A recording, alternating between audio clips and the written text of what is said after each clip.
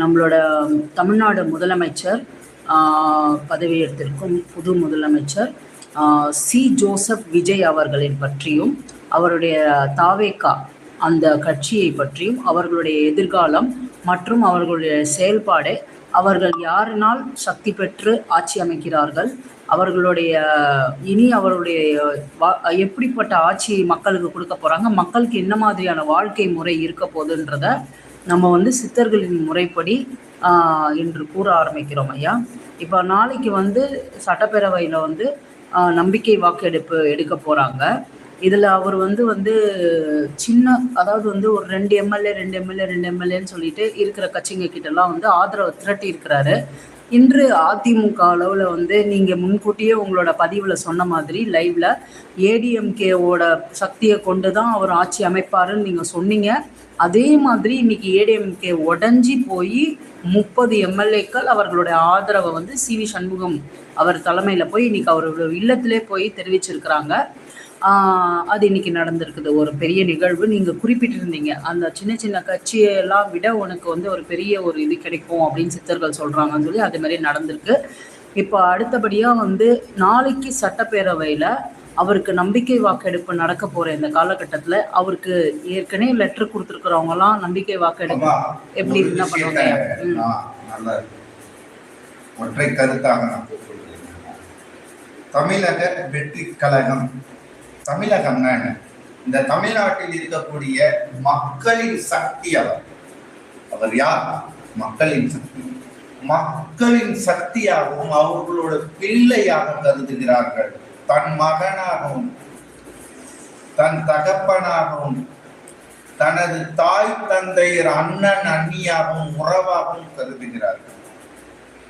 அனைத்து மக்களின் இதயத்தில், அவரவர் இதயத்தில் விஜய் எங்கள் குழந்தை, எங்கள் நண்பன், எங்கள் பிள்ளை, எங்கள் அண்ணா, எங்கள் உறவு, எங்கள் தகப்பன்,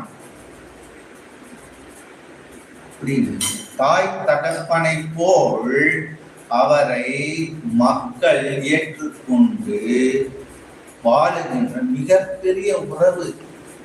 இந்த உறவின் காரணமாக எவர் இனி இக்காலத்தில் முதல் காலத்தில் இருந்து இந்த 2026 இருந்து தமிழக வெற்றி கழகம் தான் ஆட்சி அமைக்கும். பெரும்பான்மையான சக்திகளோடு, பெரும்பான்மையான மக்களின் நம்பிக்கைகளோடு, பெரும்பான்மையான எம்எல்ஏகளோடு அவர்கள் ஆட்சி அமைப்பார்கள். வாக்கு சூடி, வாக்கெடுத்து, வாக்கு விண்ணப்பத்தில் அவர்கள் ஆட்சி அமைப்பார்கள். அது யாராலும் தடுக்க முடியாது, தடை சொல்ல இயலாது. அப்படி மீண்டும் தடை சொல்லி ஏதேனும் ஈன்றால் மக்களுக்கு செய்த அநீதி, மக்களுக்கு செய்த துரோகமாகிவிடும். அப்படி எவரவர் கட்சிகள் அப்படி செய்தார்களோ அவரவர் கட்சி என்பதே இல்லாமல் போகிவிடும். காலத்தினால் காணல் நீர் போல் அழிந்துவிடும். அதாவது விஜய் சாரோட கட்சிக்கு அகேன்ஸ்டா யாராவது செயல்பட்டாங்கன்னா அவங்களோட கட்சி உள்ளு கொண்டு கூட நிலைக்காத நிலைமையில், வளராத நிலைமையில் போல் அழிந்துவிடும். ஏன்னா அவர் அவ்வளவு பவர்ஃபுல்லான ஒரு மக்களின் சக்தி, மக்களின் நாயகன், ஜனநாயகத்தின் சக்தி. முதல் ஆட்சி போல் நின்று ஆட்சி படையெடுத்த சித்தர்களின் சக்தி. அதன் நிலை கொண்டு மின்சார கட்டணத்தை உயர்த்தாமல் அதில் இருக்கும் மக்களுக்காகவே 200 யூனிட் யாரமா கொடுத்தா? ஓகே, இன்னைக்கு கூட மக்கள் பாதுகாப்புக்காக பெண் பாதுகாப்பு படை என்று ஆரம்பித்து யார் முன்னுரிமை கொடுத்தது? ஓகே, இப்போ இவங்க இந்த மாதிரியான நடவடிக்கைலாம் எடுத்துட்டு இருக்கும்போது நீங்கள் சொன்ன மாதிரியே ஏடிஎம்கே இப்போ இது பண்ணியிருக்காங்க சப்போர்ட்டு. இப்போ ஏடிஎம்கே கட்சி ஒரு பெரிய ஜெயலலிதா அம்மாவாலேயும் எம்ஜிஆராலையும் ஆரம்பிக்கப்பட்டு அதை அடுத்து ஜெயலலிதா அம்மா வழி நடத்திட்டு வந்தாங்க. அவ்வளோ பெரிய மகத்தான மக்கள் செல்வாக்கு கொண்ட சக்தி இன்னைக்கு சுக்குநூறா உடஞ்சதுக்கு இது மாதிரியானதுக்கு என்ன காரணம் ஐயா? ஆட்சிக்கோள் ஆடும் போது மக்களுக்கு என்ன தேவைகள் என்பதுதான் நாம் பார்க்க வேண்டும்.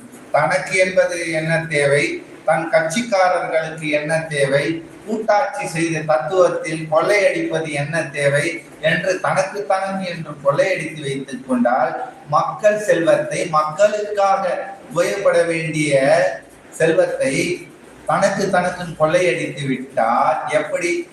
கனிம வளம் கொள்ளை, இயற்கை பேரிடர்வு கொள்ளை, நிதி வரவு கொள்ளை, அனைத்திலும் கணக்கு. ஐயா இப்போ